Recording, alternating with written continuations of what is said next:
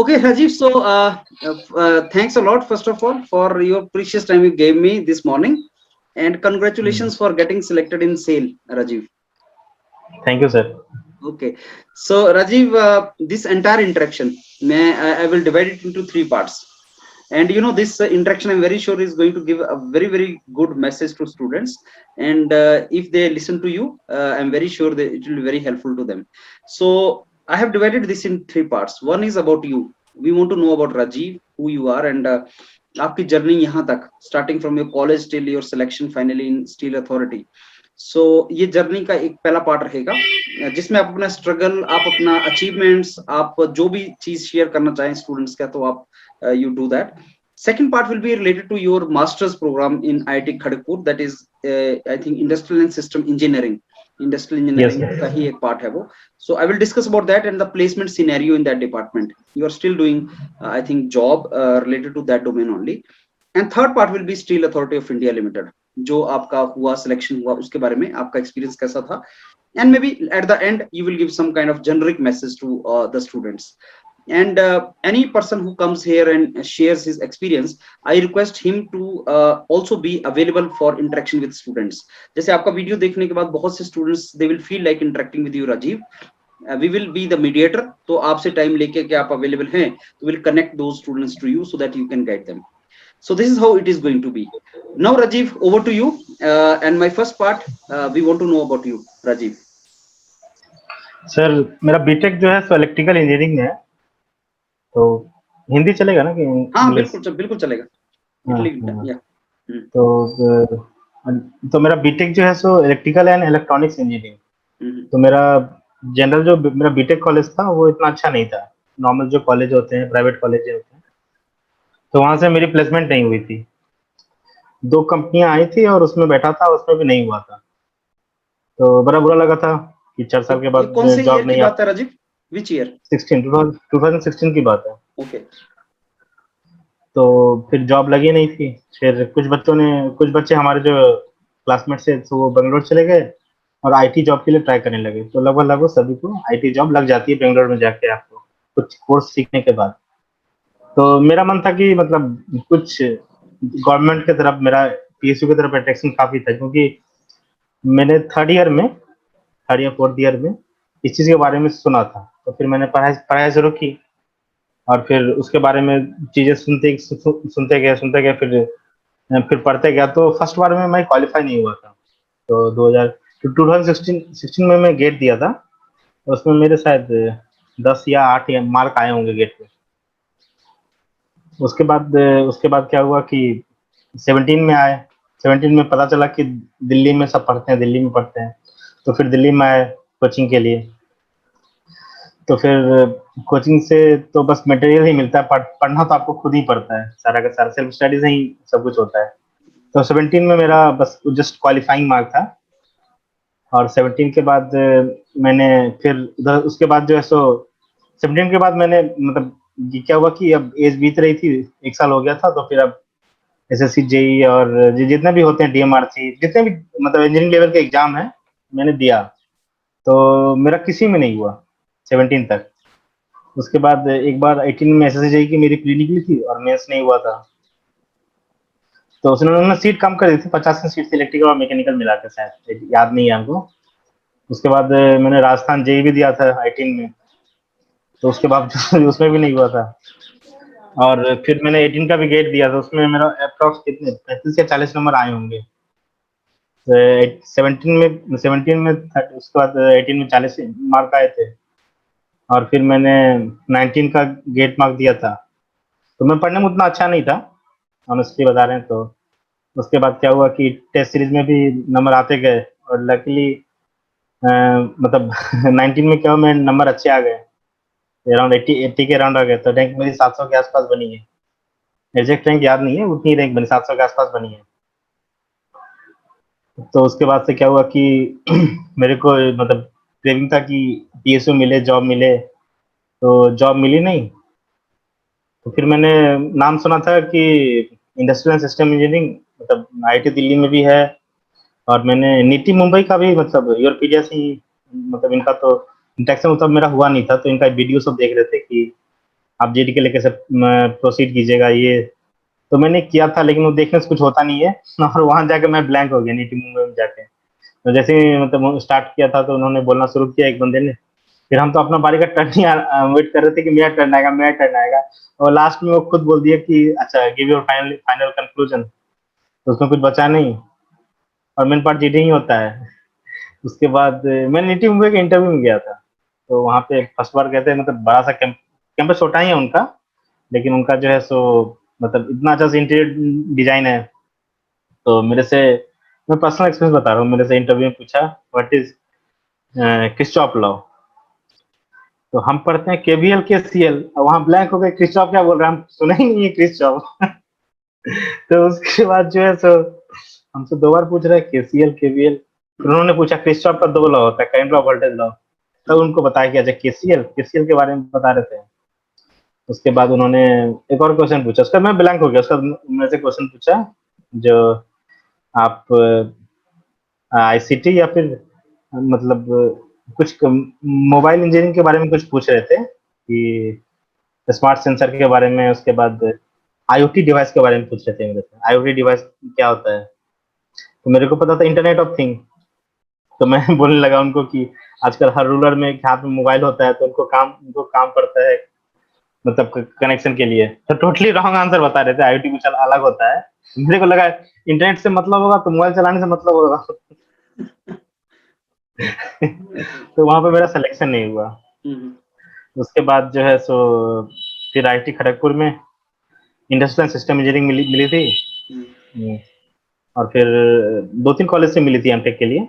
IT Delhi से भी मिला था, आईटी दिल्ली से ये मिला था।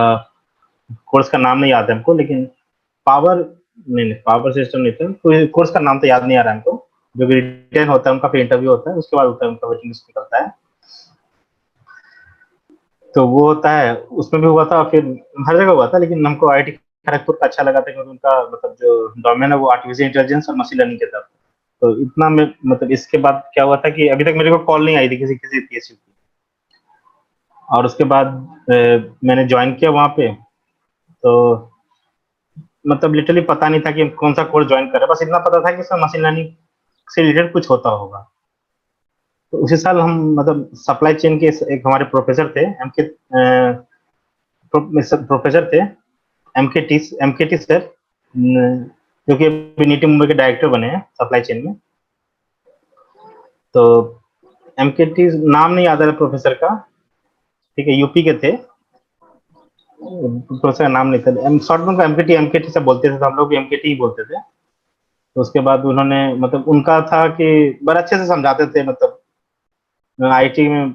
उसके बाद हिंदी में ही वो जल्दी बताते थे, फिर इंग्लिश में बताते थे, तो अच्छा लगता था उनका सप्लाई चेन का चीज सुनना। और मतलब जो सब्जेक्ट सब जो फर्स्ट सेमेस्टर में हमको मिले थे, मतलब totally out of the mind. हम लोग पढ़ते हैं इलेक्ट्रिकल, तो इसमें आपको पता चलता है कि अच्छा पढ़ क्या रहे हो, आपको फिजिकल सिग्निफिकेंस भी पता चल रहा है। वहाँ पे सप्लाई चेन टोटली ट्रांसपोर्टेशन और एलोकेशन का प्रॉब्लम। उसके बाद कंप्यूटेशन लैब हुआ था।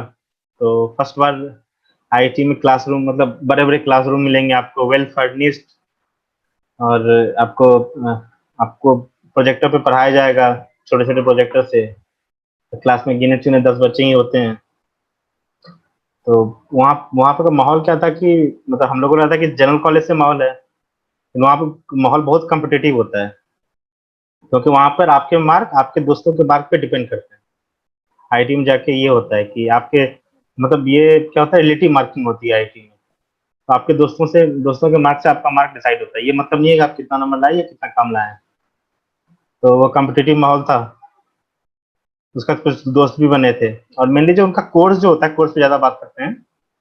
कोर्स जो उनका होता है वो आपको, आप मतलब इंडस्ट्रियल सिस्टम इंजीनियरिंग क्या होता है कि कोर्स आपको डाइवर्स है। या तो आप सप्लाई चेन में जा सकते हैं या सॉफ्टवेयर में जा सकते हैं, क्योंकि डाटा स्ट्रक्चर एल्गोरिथम। उसके बाद आप कुछ भी सीख सकते हैं। और उसके बाद एक है डाटा साइंस। ये 3 कोर्स वो लोग ऑफर करते हैं। मतलब ये आपके इंटरेस्ट पे है कि आप किधर जाना चाहते हैं। और एक चौथा भी एनालिस्ट एनालिस्ट का भी जॉब है, जो कि वो भी मतलब उसके थ्रू जाता है। जैसे कोर्स, जैसे बहुत सारे सब्जेक्ट हैं जिससे आपको मतलब एसडीएम है, और उसके बाद आपको एसडीएम हो गया, फिर मल्टीवेरिएट, स्टैटिक्स, मतलब टोटली आपको स्टैट्स पे ले जाएंगे, मतलब सारे सारे सब्जेक्ट। और फिर मतलब आपको अच्छा लगेगा चीजें उन मतलब जैसे जैसे जैसे झा सर थे, तो झा सर मतलब काफी स्ट्रिक्ट सर है वहाँ पे। तो मतलब क्लास में मतलब पूरा उनको डिसिप्लिन चाहिए। तो झा सर का मेनली पार्ट होता है स्टैटिक्स, और आपको सप्लाई चेन मैथी सर, प्रोफेसर जय मैथी और एमकेटी सर, ये सब आपको जो है सो सप्लाई चेन के बारे में बताएंगे। और स्टैट्स का, और मेनली जो कोर स्टैट्स होता है, जो मशीन लर्निंग पार्ट है, वो आपको मैथी मैथी सर बताएंगे। मनोज कुमार मतलब तिवारी सर की बात शायद आप कर रहे हैं। हाँ हाँ हाँ हाँ। तो वो उसके बाद मनोज जो कुमार डायरेक्टर तिवारी, हैं, अच्छा वो आजकल डायरेक्टर डायरेक्टर है हैं अभी, उसके। वो एमकेटी सर थे, ठीक है। ओके। उनका भी नाम टी से था, मतलब नाम नहीं याद आ रहा हमको। मनोज ठीक कुमार है। तिवारी। नहीं, मनोज कुमार तो डायरेक्टर हैं आईटी खड़गपुर के अभी। नहीं, वो तो नीति हाँ, के डायरेक्टर हैं अभी राजीव। अच्छा नीति के हैं। मनोज कुमार तिवारी। एमकेटी, हाँ एमकेटी सर। अभी वही होंगे जो शायद। डायरेक्टर है वो भी शायद मतलब यूपी के ही हैं। नाम ओके। नहीं उनका है याद आ रहा है। ठीक है। तो उनको भी हम लोग यही यही यही बोलते हैं, तो दोनों का टाइटल सेम है। तो फिर फिर हमारा फर्स्ट सेमेस्टर हुआ। फर्स्ट सेमेस्टर में जनरली जो लैब होते हैं वो लैब पे मार्क मिलता है, और आपके जो क्लास असाइनमेंट है तो उस पर डिवीजन होता है। तो मतलब आपको टोटली नया एक्सपीरियंस मिलेगा, क्योंकि हर दिन की एक्टिविटी से आपका सेमेस्टर का परसेंटेज डिसाइड होगा। तब ये नहीं है कि एक दिन का मार्क लेके आप टॉप कर जाइएगा। तो तब हर असाइनमेंट, हर क्लासरूम एक्टिविटी आपको इन्वॉल्व होना पड़ेगा। और अटेंडेंस मस्त मस्त होता है, मस्ट होता है। और फिर सेकंड सेमेस्टर में आपको जैसे सब्जेक्ट मिलेंगे एडीएम, एडवांस डिसीजन मॉडलिंग। और फिर इसमें आपको बहुत सारे नई चीज पता चलेंगे, what is convex function, what is convex function. और फिर मैं ये मतलब ये सेकंड सेमेस्टर में ये सारे सब्जेक्ट सब आते हैं। फिर आपको सेफ्टी एनालिटिक्स पढ़ाया जाएगा, जो कि एक्सपर्ट है जेमैटी सर उनमें सेफ्टी में। मतलब ये, और उसके बाद आपको मशीन मशीन लर्निंग में भी काम करना पड़ेगा। उसका एक लैब मिलेगा आपको, कंप्यूटर मतलब ये ई कॉमर्स लैब, जिसमें कि आपको अपने हिसाब से एक प्रोजेक्ट मिलता है। जैसे हम किए थे कोल्ड चेन पे, किए थे सप्लाई चेन था, और उसमें वेबसाइट डिजाइनिंग करना और बहुत सारी चीजें, मतलब सॉफ्टवेयर का आधा पार्ट होता है और आधा पार्ट सप्लाई चेन का, और कुछ पार्ट एनालिटिक्स का पार्ट होता है, यानी तीनों कंबाइंड है। और आपके इंटरेस्ट पे डिपेंड करता है कि आप कंपनी में किस प्रोफाइल में जाना चाहते हैं। तो सेकंड सेमेस्टर भी खत्म हो गया। उसके बाद जो है सो उसके बाद क्या हुआ कि कोरोना आ गया, फिर हम लोग घर आ गए। और घर आके हम लोग को पता चला, हम लोग को पता चला कि कॉलेज जाना ही नहीं है अब 2 महीना 3 महीना। उसके बाद हम लोग का 2 महीने का लॉकडाउन हुआ था कॉलेज में। उस टाइम कुछ हुआ नहीं था, पढ़ाई क्लास सस्पेंड, फिर ऑनलाइन क्लास शुरू हुई। और फिर प्रोजेक्ट भी ऑनलाइन हुआ। तो ऑनलाइन जो है सो हम लोग को ज्यादा इफेक्ट नहीं पड़ा, क्योंकि हम लोग का काम मेनली सॉफ्टवेयर का ही था। तो जो मेरा एमटेक का प्रोजेक्ट था वो था पाइथागोरस फजी नंबर और इंडिसिप्लिसिटी रिस्क असेसमेंट। इस प्रोजेक्ट पे मैंने 1 साल काम किया, और काफी अच्छा हेल्प हुआ मेरा इंटरव्यू समय, पीएसयू के इंटरव्यू में।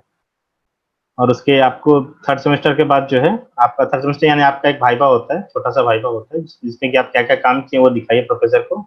आपको मिड मिड सेमेस्टर समझ ही लीजिए, मतलब एक प्रोजेक्ट का मिड सेमेस्टर। उसके बाद आपकी नवंबर में रिटर्न शुरू हो जाती है किसी कंपनी की, सारी कंपनी की। और ये मिथ में मतलब ये कि किसी बच्चे के लिए मतलब आप एक इस फील्ड में घुस गए तो आप उस फील्ड में नहीं जा सकते हैं। इलेक्ट्रॉनिक्स या इलेक्ट्रिकल, उनका जो कंपनियां आती हैं जो इलेक्ट्रिकल इलेक्ट्रॉनिक्स लेंगी, उनको छोड़ के आप सॉफ्टवेयर की किसी भी कंपनी में जा सकते हैं, से किसी भी कंपनी में जा सकते हैं।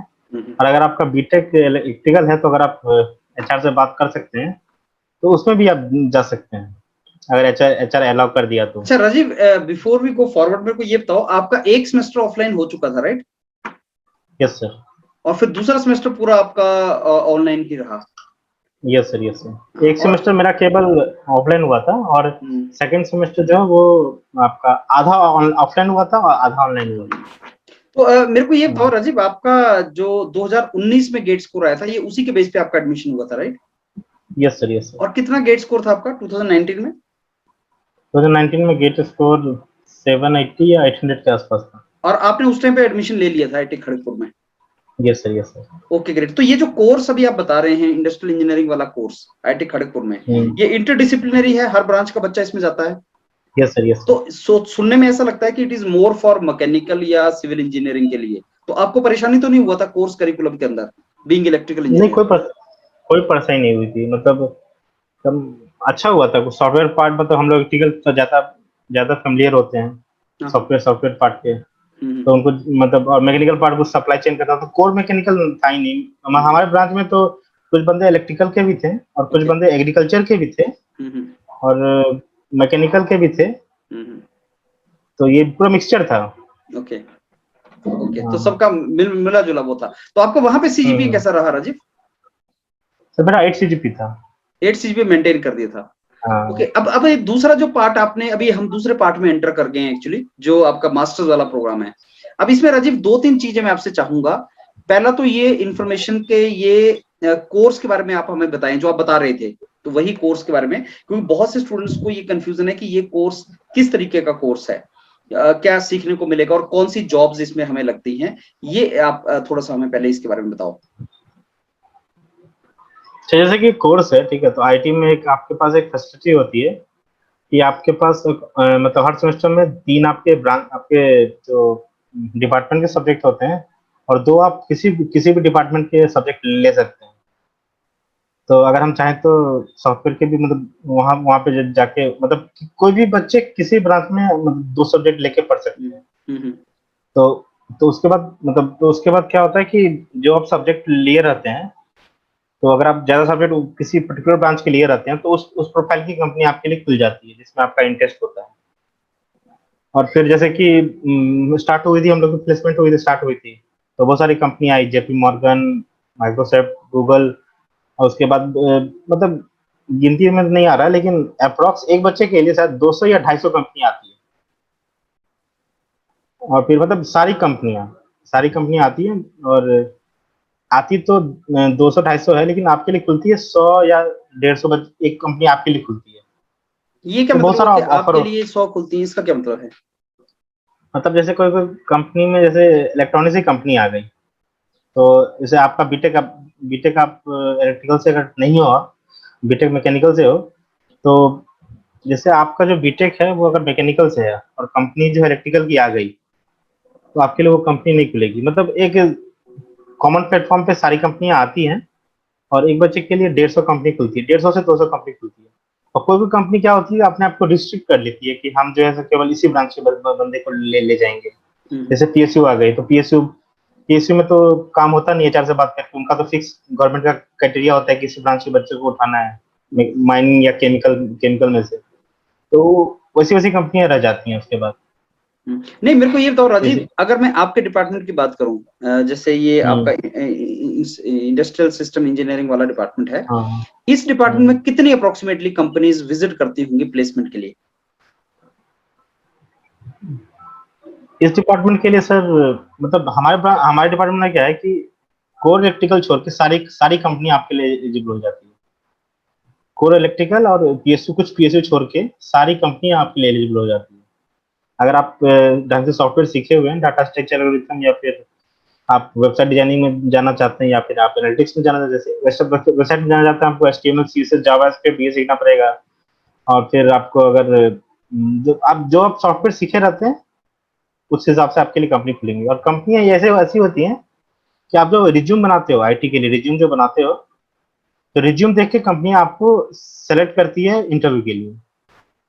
तो आपका जो जितने आपने कोर्स किए हुए हैं, जितने आप जिसके आपके प्रोजेक्ट हैं, सबका आपको सर्टिफिकेट दिखाना होता है ईआरपी पे।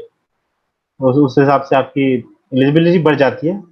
जितने आप कोर्स करोगे उतनी एलिजिबिलिटी बढ़ेगी, और उतना आपको चांस मिलेगा किसी कंपनी में बैठने का। सो अगर किसी स्टूडेंट का, आईसीटी की अगर मैं बात करूं, अगर किसी स्टूडेंट का सीजीपीए बहुत अच्छा नहीं है, आपका तो 8 था, मान लो उसका सीजीपीए अच्छा हम्म। नहीं है, 6.5 है, 7 है, तो क्या उसको भी चांस मिलता है क्या कंपनी के अंदर प्लेसमेंट का? चांस सबको मिलता है, आपके इंटरव्यू स्किल पे डिपेंड करता है। और वहां पे पैकेज का रेंज क्या हो सकता है राजीव? लोअर कितना मिलता है, कम से कम कितना मिलता है, एवरेज कितना मिलता है, हाईएस्ट कितना मिलता है? Any rough idea about that? Sir 3 phase में इंटरव्यू होती है आईटी ओके में, आईटी खड़गपुर का बात बता रहे हैं। तो फर्स्ट फेज जो होता है वो 10 दिन का होता है। ओके। ठीक है, 1 दिसंबर से लेकर 10 दिसंबर या 12 दिसंबर तक, ऐसे एक लो 10 या 12 दिन का होता है आपका हम्म। First phase of. तो नवंबर से लेकर दिसंबर तक आपका रिटर्न होता है, सारी कंपनियों का रिटर्न होता है। ठीक है।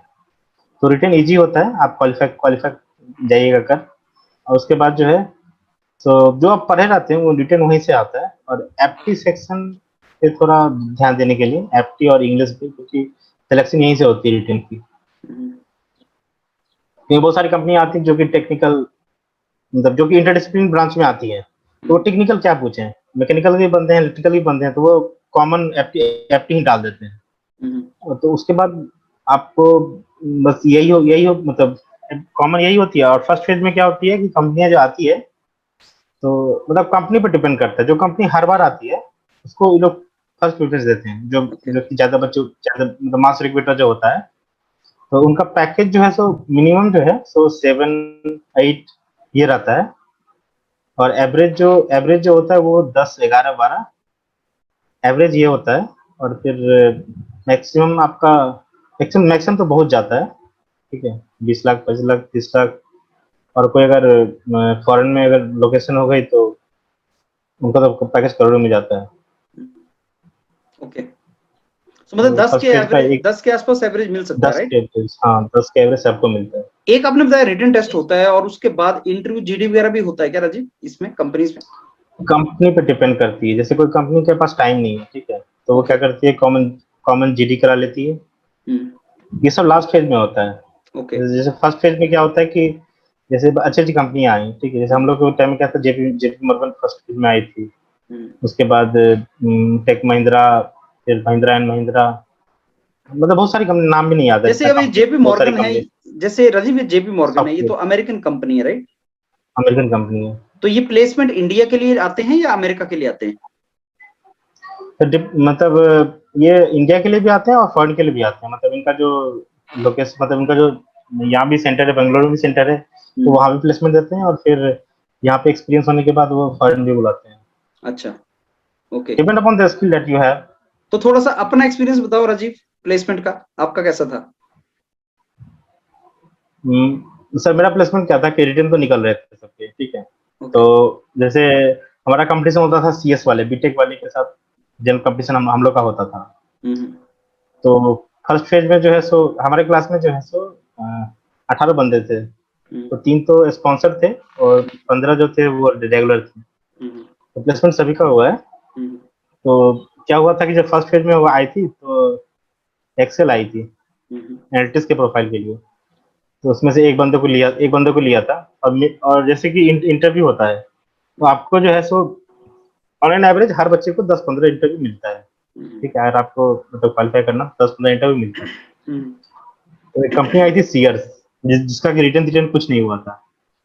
बड़ा फनी इंसिडेंट है। फर्स्ट मेरा इंटरव्यू आईटी में हुआ था, सीयर्स कंपनी के नाम थी, ठीक है, जो कि हमारे क्लास से 3 बंदों को ले गई थी। तो 4-5 बंदों को उन्होंने सेलेक्ट किया था इंटरव्यू के लिए, based on the resume that you have. तो हमारा टेक्निकल पर्सन क्लियर हो गया था, फिर हमारा एचआर हुआ था। तो एचआर में क्या हुआ था कि सीयर्स बोल रहे थे, ठीक है, तो मेरे को पता नहीं कि एचआर मैडम थी, वो सारा कुछ पूछ लिया एचआर क्वेश्चन। उसका काम से पूछ लिया कि जो what do you look after 5 year in years. तो मेरे को सुना दिया चीयर्स। तो मैंने बोला ma'am could you repeat it, तो सीयर्स। तो हम बोले चीयर्स। उसके बाद जो है उन्होंने formatively okay nice meeting you, उसके बाद उन्होंने कॉल काट दी और मेरा रिज्यूम डिससेलेक्ट कर दिया। मेरा पहला इंटरव्यू इंडक्शन ही ये था। मैडम नाराज हो गए आपसे और आपको निकाल दिया? मैडम नाराज हो गई। ओके। मैं चीयर्स चीयर्स बोला तो मैंने भी बोल दिया चीयर्स चीयर्स। मैम सोच रहे होंगे आप अच्छा मजा ले रहे हो इंटरव्यू का। ओके। उसके बाद जो है सो उसके बाद दूसरा इंटरव्यू हुआ था मेरा। दूसरा इंटरव्यू जो हुआ था वो था आपका किसी कोचिंग इंस्टीट्यूट में था। नाम नहीं याद आ रहा कंपनी का क्या नाम था, कोई टेक्नोलॉजी नाम थी उसका, ग्रीन टेक्नोलॉजी नाम थी, ओके। ठीक है। तो मेरे को लगा कोई आईटी जॉब होगी, पैकेज भी अच्छा था। तो मैंने रिटर्न दिया, तो रिटर्न केवल फीस और बैक पहुंचे 11th के। तो अच्छा लगा, मतलब आपको लगा नॉर्मल होगा। उसके बाद जब उन्होंने पूरा इंटरव्यू ले लिया, उन्होंने फिर पूछा क्या जो अच्छा बच्चों को कैसे पढ़ाइएगा। बोले टीचिंग जॉब है। ओके। फिर उसके बाद जो है मैंने बोला क्या जो मैम मेरे को टीचिंग में इंटरेस्ट नहीं है, ओके तो बोले नहीं वो टीचिंग जॉब भी नहीं था, वो था कंटेंट डेवलपर का जॉब था। ओके। ठीक है। हाँ उन्होंने फिर उनका बॉन्ड था 3 साल का, हम्म 5 लाख का बॉन्ड था, मतलब जितना का उनका पैकेज था आधा का तो बॉन्ड था उनका। हम्म और फिर उसमें भी मतलब हम इंटरव्यू आधे में रिजेक्ट कर दिए थे, नेट एक्टिविटी हटा दिए थे, हम्म, जाना ही नहीं था, क्योंकि आप अगर आप सेलेक्ट हो गए आईटी में एक कंपनी में, तो फिर आपको दूसरी कंपनी में बैठने का मौका नहीं मिलेगा। ओके। हाँ। और फिर ऐसे ही मतलब फिर एचआर भी हुआ था, मतलब इसका सॉरी एससीएल भी हुआ था, तो एससीएल में भी टेक्निकल क्लियर हुआ, और फिर एचआर में जाके एचआर में भी नहीं हो रहा था। हम्म, मतलब मेनली मेरा जो सिलेक्शन था वो एचआर में ही हो रहा था। हम्म। और फिर लास्टली जो है सो तो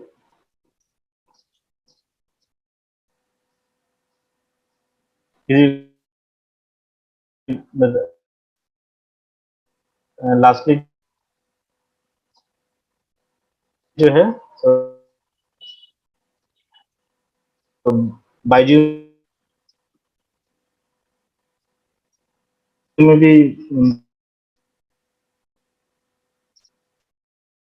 अच्छा ही जो है। ओके तो Rajiv, I could not listen last वाला जो आप बता रहे थे बायजूस वगैरह का, वो I could not listen. So we were talking about your placements. Sir तो एक बाईजू में भी हमारा इंटरव्यू हुआ था, और ओके। बाईजू में भी मतलब वही एकदम सेम प्रॉब्लम, उनका जो जॉब।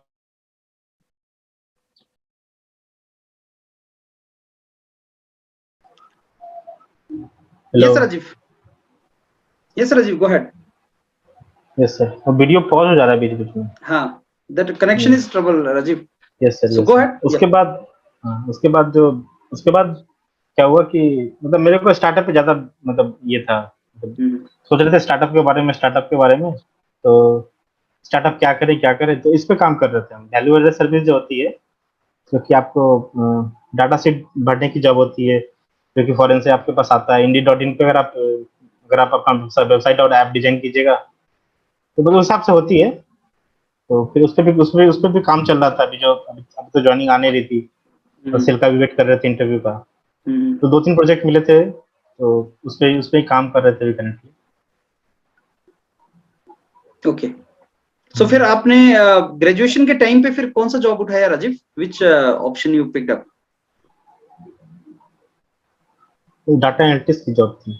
ओके। ये प्लेसमेंट में आए थे या आपने प्लेसमेंट के बाहर से उठाया था? नहीं नहीं, प्लेसमेंट में आए थे। Okay okay. तो उनका इंटरेक्शन कैसा? आपने डाटा साइंस वगैरह सीखा था वहां पे हाँ फील्ड डाटा में? साइंस हाँ डाटा साइंस तो उसका सीखा था, पार्ट मतलब है। उन्होंने पूरा कोर्स का पार्ट है मशीन लर्निंग। जैसे कि आप सेफ्टी इंजीनियरिंग पढ़ेंगे, सेफ्टी एनालिटिक्स पढ़िएगा, तो टोटल मशीन लर्निंग का ही उसमें पार्ट है। अच्छा राजीव, एक हम्म, क्वेश्चन आपसे पूछूंगा जो बहुत ही रेलिवेंट क्वेश्चन है। हम्म, स्टूडेंट जब आईआईटीज में किसी कोर्स में एडमिशन होता है बच्चों का, तो वो हमसे हम्म, पूछते हैं कि सर इसमें प्लेसमेंट कैसा है? हम्म, अब देखो, being from my self from IIT system, मेरे को ये लगता है कि आईआईटीज आपको बहुत अपॉर्चुनिटीज देती है। आईआईटीज में कंपनीज आपको बहुत आती हैं, और अगर आप में हम्म, कैपेबिलिटी हो और अगर आपने तैयारी अच्छा किया हो, तो आप जॉब उठा सकते हैं। मेरा मानना ये है। नंबर टू, एक कोर नॉन कोर में झगड़ा पड़ा रहता है बच्चों का कि सर कोर है नॉन कोर है क्या है। ये दो आंसर मैं आपसे चाहूंगा Rajiv, on the basis of your experience. Number one, कि क्या कोई बच्चा अगर आईआईटी में गया है किसी भी कोर्स में मैं बोल रहा हूँ, आपके वाला कोर्स बहुत अच्छा था, इसमें वैसे भी प्लेसमेंट अच्छी हो जाती है बच्चों की, लेकिन कोई ऐसा कोर्स जैसे ओशियन टेक्नोलॉजी ले लिया हमने, रूरल टेक्नोलॉजी हमने ले लिया, जिनमें बच्चों को लगता है कि ये इंटरडिसिप्लिनरी बहुत ज्यादा है, तो क्या उसमें प्लेसमेंट के चांस हैं? अगर हैं, तो ये नॉन कोर कोर का क्या इसमें क्या है फिर? What is the difference between this?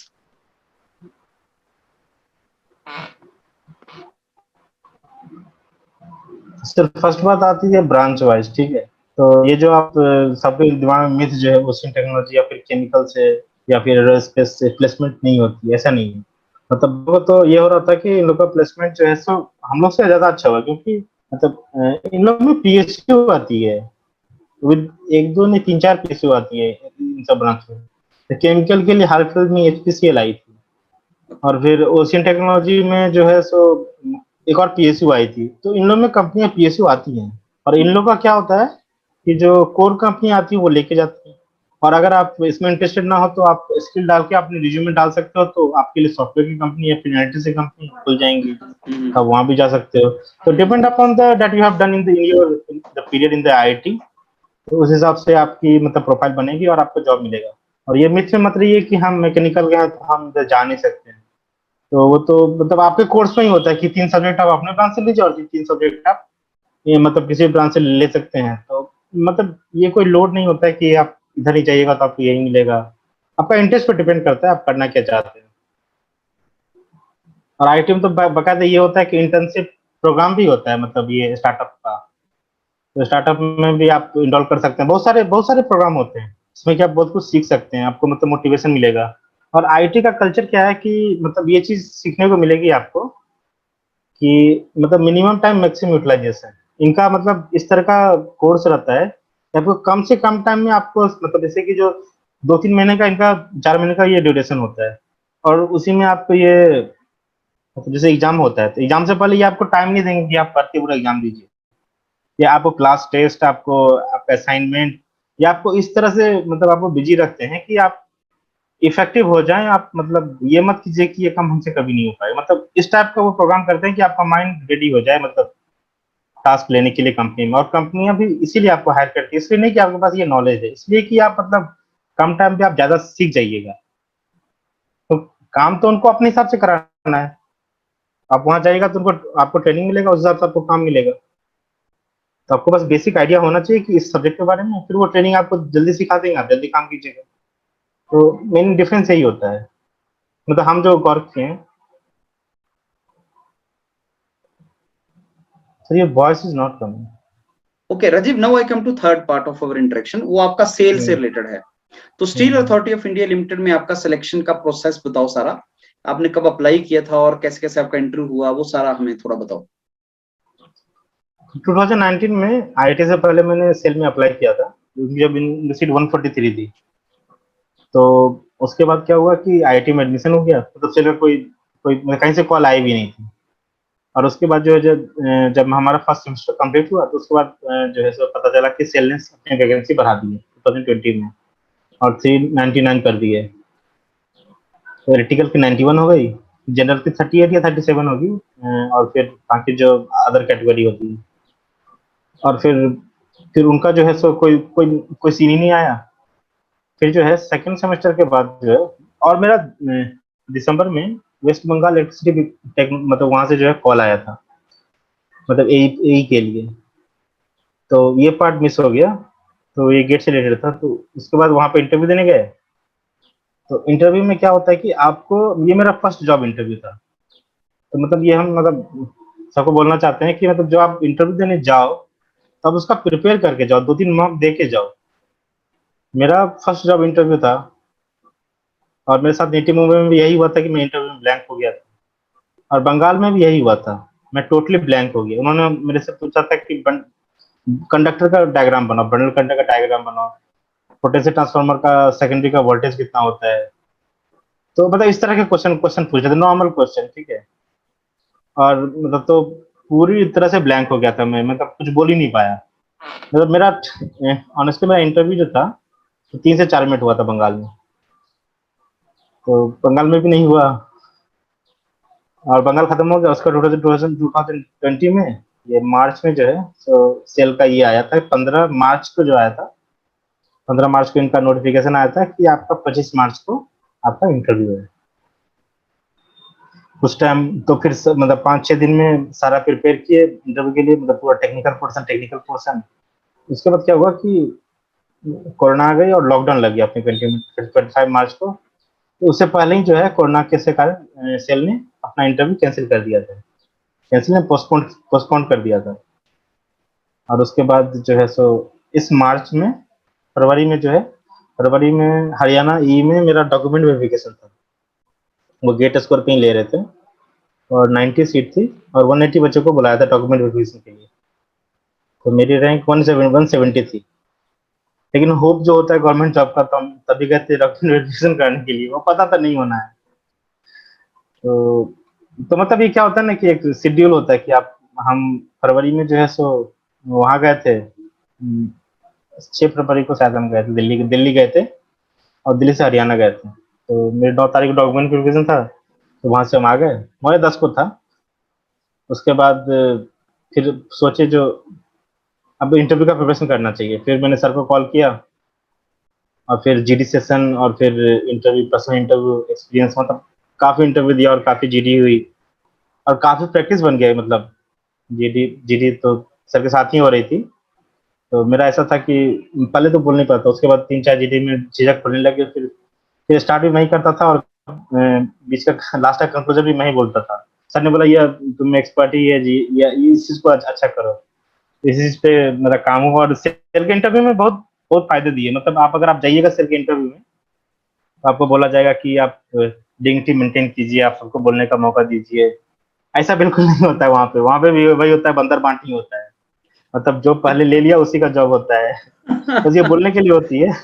Okay. तो वहाँ पे सब गए थे, तो सब जो है सो मतलब सब मतलब अच्छे थे, मेरे से रैंक में काफी अच्छे थे, मेरा 700 के आसपास था, एक का 170 था, नाम नहीं लेंगे। और सबका वही था, 350 था। सब अपना अपने रैंक डिस्कस कर रहे थे, तो हम चुप हो गए कि हम अपना रैंक नहीं बोलेंगे, मतलब वरना ये लोग हमको जज करने लगेंगे। ओके। तो सेल के इंटरव्यू में उन्होंने, और एक और फनी चीज हुई थी, उन्होंने लिखा था 4 सीट ऑफ बायोडाटा, तो उनका 4 पेज का मतलब बायोडाटा था। हमको लगा यही 4 सेट, हमको क्या पता 4 का 4 सेट लेना है, हम एक ही सेट लेके गए थे। ओके। ओके। तो उन्होंने, वो बहुत ही फ्रेंडली होते हैं और बहुत हेल्पफुल भी होते हैं। फिर वो जेरोक्स किए और जेरोक्स करके वो सबको दिए। और फिर मेरा सेकंड ही मेरा था, सेकंड नंबर ही मेरा था। तो वो लोग हम पे ज्यादा फोकस कर रहे थे कि आप इस पे काम, मतलब आप जल्दी जल्दी काम कीजिए ताकि आपका इंटरव्यू जल्दी हो सके। तो इंटरव्यू तक हम लोग ज्यादा फंडे नहीं हुए थे, 7 बंदे आए थे हम लोग। तो उसके बाद जो है इंटरव्यू में जैसे ही घुसे, तो वहाँ का फ्लोर बहुत चिकना था, तो मतलब शूज से ना, मतलब अजीब सी इरिटेटिंग साउंड आ रही थी, तो मेरे को लगा खराब लगा होगा। और कर की तो आवाज मैं, आ रही हो क्या?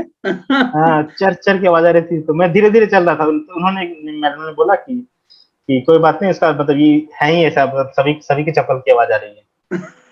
तो फिर मैं बैठा वहां पे, तो फिर एक इंटरव्यू ने मेरे से पूछा क्या जो, अच्छा आप हिंदी में देना चाहते हैं कि इंग्लिश में देना चाहते हैं? हम्म। तो मैंने बोला मैम दोनों लैंग्वेज हमको आता है, जिसमें कंफर्टेबल हूँ। तो बोले किस में? तो बोले हिंदी में ही, हिंदी में कंफर्टेबल है ही ना। हम्म। तो फिर तो उसके बाद इंग्लिश में क्या होता है कि आप इंग्लिश में बोले, हिंदी दिमाग ट्रांसलेट करता है, फिर आप बोल पाएंगे। मतलब होता तो ये फर्स्ट तो आपको पता नहीं चलता, लेकिन आप समझते तो हिंदी में ही है। हम्म। तो हिंदी में उन्होंने मेरे से इंटरव्यू लिया और फर्स्ट क्वेश्चन पूछा कि आप कर क्या रहे थे? हम्म।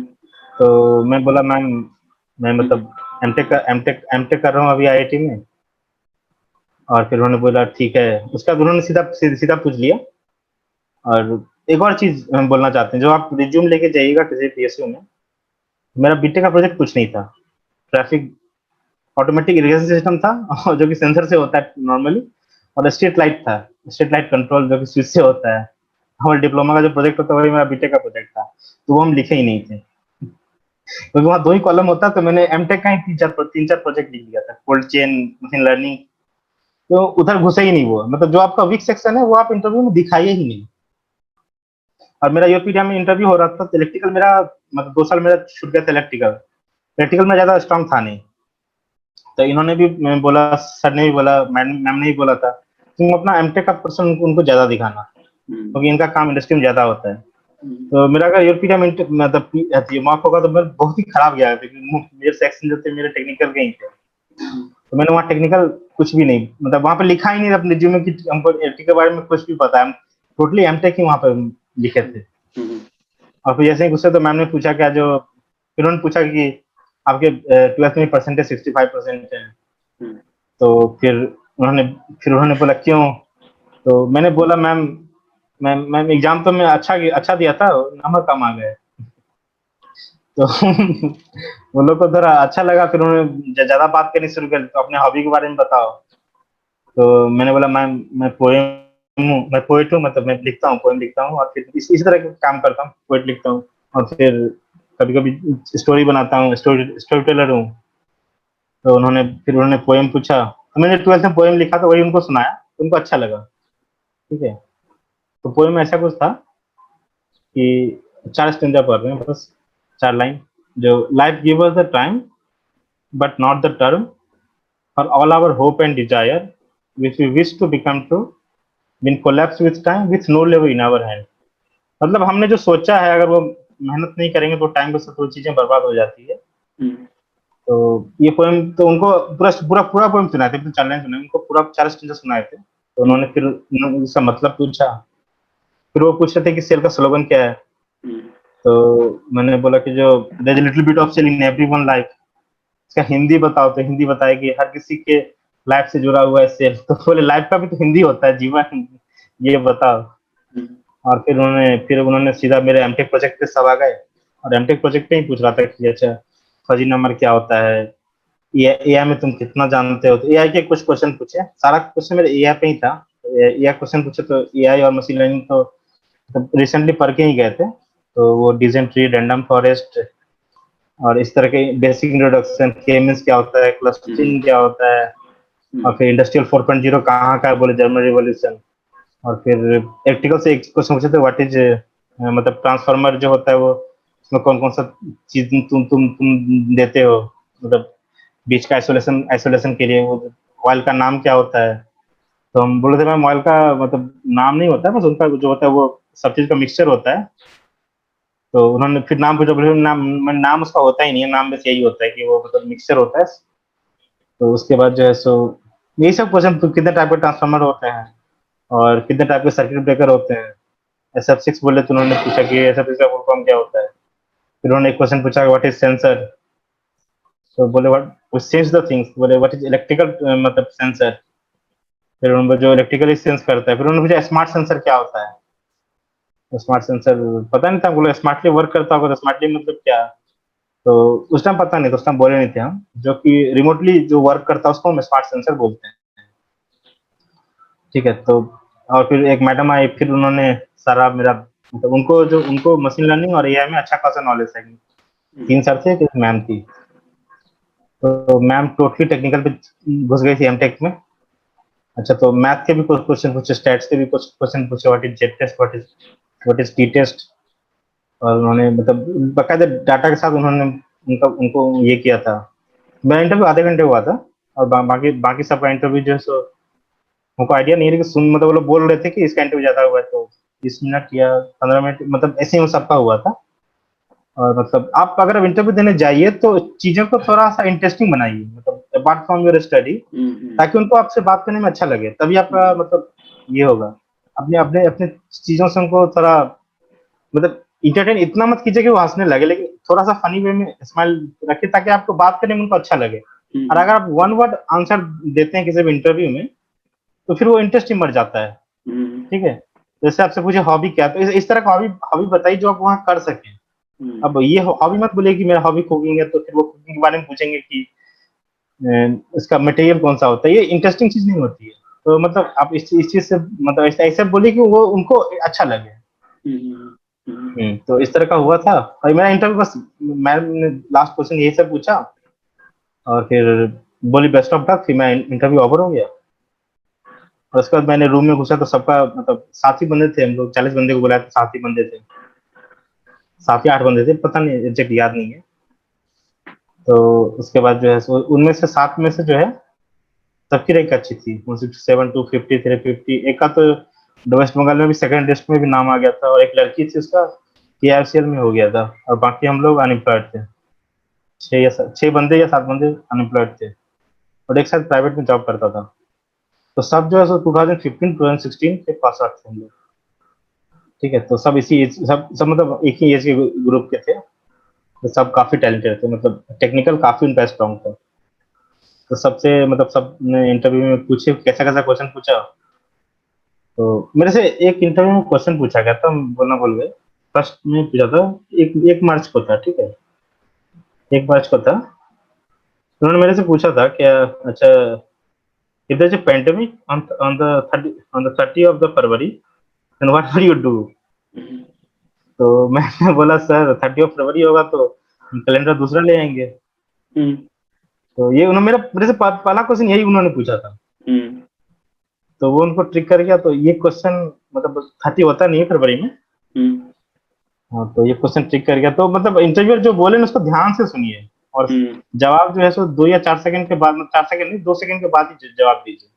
हम्म, तो सबसे बात हुई तो सबसे कुछ कुछ ट्रिक सबसे सबसे रहे थे कुछ हम्म, इस नॉर्मल नॉर्मल टाइप का।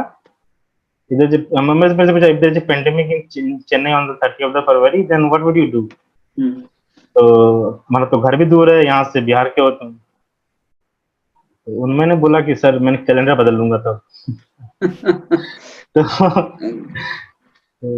शायद मैंने बोला कि if there is a calendar of 30 February in other other plan then it would be better, but in earth it is not so. Hmm, तो मेरा इंटरव्यू काफी अच्छा गया था, और मैंने आपको फोन करके बोला भी था इंटरव्यू के बाद। और जीडी जीडी हुआ था, तो जीडी में आई वाज वेल प्रिपेयर। सबसे बात हुई तो सब बिना प्रिपेयर के गए थे, तो मेरे प्लस पॉइंट भी हुआ था। और काफी मतलब काफी इंटेलिजेंट बंदे सब थे वहाँ पे। तो टेक्निकल में काफी स्ट्रांग था, क्योंकि एक मतलब मास्टर हम ही करके गए थे, कुछ अलग थे, मतलब मैं इलेक्ट्रिकल ज्यादा स्ट्रांग नहीं था। और वो लोग आए थे टेक्निकली फुल्ली साउंड, मतलब सेफ एंड साउंड उनका था। कुछ भी पूछा टेक्निकल में उनको मतलब आता आता था। तो हम डिस्कस कर रहे थे, अपने अपने इंटरव्यू पूछ रहे थे कि मेरे से पूछा क्या जो how does the transformer work, what is generator, what is, सबसे टेक्निकल क्वेश्चन पूछे थे केवल। तो कुछ इस टाइप के नहीं पूछ रहे थे। हम्म, और फिर जीडी सेक्शन हुई। जीडी सेक्शन में 3 सेशन थी, तो मेरे से फर्स्ट फर्स्ट फर्स्ट था जो आप जो है क्या था कि जीडी थी फर्स्ट में। और ये था कि क्रेडिट कार्ड जो है, सो आप credit card is a good thing और और द कर्ज फॉर द कम्स, और इट इज मतलब और यू प्रमोट द थिंग। हम्म, तो पहले में तो मैंने डिप्लोमेटिक आंसर दिया कि सर मतलब emergency situation it is good, मतलब स्टार्ट मैंने किया था। और फिर सबने फॉलो किया। फिर बातों को फिर उन्होंने उन्होंने फिर स्ट्रिक्ट, मतलब जब तक वो अपने वर्डों को लेके वर्डिक्ट ना हो कि हमको यही आंसर चाहिए, तब तक आप डिप्लोमेटिक आंसर ही देते रहिए कि अच्छा क्रेडिट कार्ड अच्छा भी है, खराब भी है, अच्छा भी है, खराब भी है। मतलब आप जो है जब तक वो आपसे मतलब खोद के ना पूछे कि अच्छा सही है गलत है, बस एक आंसर दो, तब तक आप फाइनल कंक्लूजन पे मत जाइए। और जीडी में वही हुआ था, मतलब डिप्लोमेटिक आंसर दे रहे थे। फिर वो सब जो है पहले तो कुछ जो है सो इसके फेवर में गए चले। फिर हम मतलब ये बोल रहे थे, फिर उन्होंने भी सब डिप्लोमेटिक हो गए। फिर लास्ट में उन्होंने पूछा कि कम टू द कंक्लूजन, मतलब give the single answer, not not that is good और बैड। तब मैंने बोला कि क्रेडिट कार्ड मतलब अच्छा नहीं है, खराब है, क्योंकि अभी तक मतलब हमारे सोसाइटी उतना डेवलप नहीं हुआ है कि क्रेडिट कार्ड के बहुत सारे प्रोटोकॉल होते, नियम जो बहुत आदमी को पता नहीं होती। तो अब अभी ऐसा नहीं है कि क्रेडिट कार्ड होना ही चाहिए, मतलब खराबी नहीं, लेकिन होना मतलब होना, अगर एक चीज हमको नहीं चाहिए तो क्रेडिट कार्ड नहीं चाहिए, ठीक है। तो फर्स्ट में जीडी ओवर हो गया। सेकंड में था कि सेकंड में था जीटी था, जो कि 10 क्वालिटी थी। 10 क्वालिटी में से लीडर की थी, या फिर लीडर की नहीं थी, मैनेजर की क्वालिटी जो मैंने गलती किया था क्लासरूम में जीडी में। तो वो थी तो 10 क्वालिटी थी। तो आपको मैनेजर के लिए आपको आपको क्या क्या होना चाहिए, तो उसमें 10 क्वालिटी में से था। तो उसमें से सब जो थे सो मतलब सब यही आंसर दे रहे थे कि लेबर से कांटेक्ट मतलब इमोशनल होना चाहिए, पढ़ना होना चाहिए, चिल्लाना होना चाहिए। तो मतलब दिस डैट तो सब तो मतलब फिर सब कंक्लूजन पे आए। और वहां पे ऐसे बंदे मिलेंगे आपको ग्रुप टास्क में, उनका पॉइंट गलत होता है, वो बार बार बोलेंगे। अगर आप उनके वर्ड को दोबारा रिपीट कीजिएगा, तो जो 30 या 50 सेकंड का टाइम आप उसमें उसमें वेस्ट कर दीजिएगा। तो जो आपको पॉइंट अच्छा ना लगे तो उनके उनके आर्गू मत कीजिएगा, आप अपने पॉइंट को बोलते रहिएगा। और कम से कम जैसे 7 बंदे से तो 3 या 4 बंदे तो बोलते नहीं है, 2 या 3 ही बंदे बोलते हैं ग्रुप में। हम्म, तो आप ना उनको जो गलत बोल रहा है उस पे आप अगर आप आर्गू करने जाइएगा, उसका ही पॉइंट उसका भी पॉइंट जाएगा ऊपर। तो उससे आप आर्गू ही मत कीजिए। जो हम्म, आपका पॉइंट सही है, जो कम बोल रहे हैं उनको कन्विंस कीजिए, क्योंकि मतलब जो ये चीज होती है, मतलब ग्रुप जो होता है, नंबर ऑफ पीपल जो होता है, अगर आपके सपोर्ट में रहेंगे तो अच्छा रहेगा, ठीक है, उनको भी अच्छा लगता है। हम्म, और फिर आप उनको समझाइए और मेजोरिटी लेके आप चलिए। एक जो बंदा जो अलग अलग सुर में गा रहा है उसको उसको उसका ट्रेन मत कीजिए। हम्म, तो ये चीज हो गई। और लास्ट में था ग्रुप टास्क था, कि सर ये ग्रुप टास्क होता है, ये वाला। और सॉरी, हाँ ये ग्रुप टास्क नहीं था, केस स्टडी था हम लोग का था। एक आदमी है जो कि कल्प्रिट है, लेकिन वो सोशल वर्कर भी है और वो मतलब गवर्नमेंट के अगेंस्ट जाके सबको हेल्प करता है। तो आप क्या आंसर दीजिएगा? इसका आंसर कोई दे नहीं पाया था, सब तो मिला जुला के ही बोले थे कि हम अगर yes yes Rajiv, go ahead. या तो उसके बाद क्या हुआ कि मतलब उसके बाद जो है सो उन्होंने सिंपल सा बोला क्या जो अच्छा, फिर उन्होंने बोला ही था कि फिर उन्होंने फिर दोबारा से दिया टर्न तो केस स्टडी के लिए कि आप क्या कीजिएगा। तो फिर मैंने बोला कि जो स्टार्ट में नहीं किया था, तो उन्होंने बोला था, मैंने बोला था कि सर जो मतलब मैनेजर रहेंगे तो as per the company policy और being not to being emotional, और हम जो है उसका सारा जो है तो चीज कंपनी को बोलेंगे, मतलब कंपनी के मैनेजर को बोलेंगे। अपार्ट फ्रॉम दैट कि ही इज माय फ्रेंड, और मतलब जो इसका जो हाई अथॉरिटी को सौंप देंगे, फिर जो कंपनी डिसाइड करेगी वो वही बोलेगी। तो सब फिर से यही बोलने लगे और हमारा खत्म हो गया चीज। फिर हम लोग को लंच दिया गया, पैक फूड, और फिर चेन्नई से फिर मेरा ट्रेन था और फिर हम दिल्ली आ गए, फिर दिल्ली से जो है सो घर आ गए ग्रेट। एक मंथ। सो राजीव सेल में मतलब आपसे जीडी भी हुआ, जीटी भी हुआ और केस स्टडी भी हुआ, तीनों ही हुआ इंटरव्यू के साथ, राइट? तीनों हुआ। चलो ग्रेट, चलो that's a great journey Rajiv. Now I come to the last part of our interaction and that is related to the message. क्या मैसेज अगर आप एक दो लाइन में देना चाहें, what is the message for students? Sir message देना चाहते हैं कि आप विश्वास रखिए, मतलब मेहनत पे विश्वास रखिए, भगवान पे विश्वास रखिए। और मेरा तो 5 साल का था, 2016 से 2021 लंबा टाइम होता है, लेकिन फिर वो अभी जो हो गया उसका कोई उसके बाद कोई 5 साल देखने नहीं जा रहा हम क्या किए थे। ऐसा नहीं है कि मतलब हम तो सफर ही किए, काफी इंटरटेनमेंट भी हुआ फ्रेंड लोग के साथ। तो इसीलिए अपनी जर्नी को एंटरटेन कीजिए और थोड़ा इसमें खुश रहिए और चीजों को एंजॉय कीजिए। और अपने माइंड में कभी मत ये लाइए कि मेरा नहीं होगा। तो बस यही मैसेज देना चाहते हैं कि be positive and believe in God and believe in hard work. Enjoy the journey, right? Yes, enjoy the journey, मतलब कभी भी बोझ ना बने, ठीक है चीजें। अच्छा राजीव, लास्ट में एक क्वेश्चन पूछूंगा और आपसे। अभी अब 16 से लेके 21 तक की जो जर्नी है, इसमें अगर मैं आपको बोलूं वापस जाओ 16 में और चेंज करो कुछ, क्या चेंज करना चाहोगे? How would you like to change the strategy? कुछ चेंजेस करोगे? बीइंग फ्रॉम द प्रेजेंट, मतलब if I go to the past, तो हम चेंज ये करना चाहेंगे कि जैसे दिल्ली गए थे तो अपने फ्रेंड सर्कल को थोड़ा कम करो। तो मेरा फ्रेंड सर्कल बहुत ज्यादा हो गया था।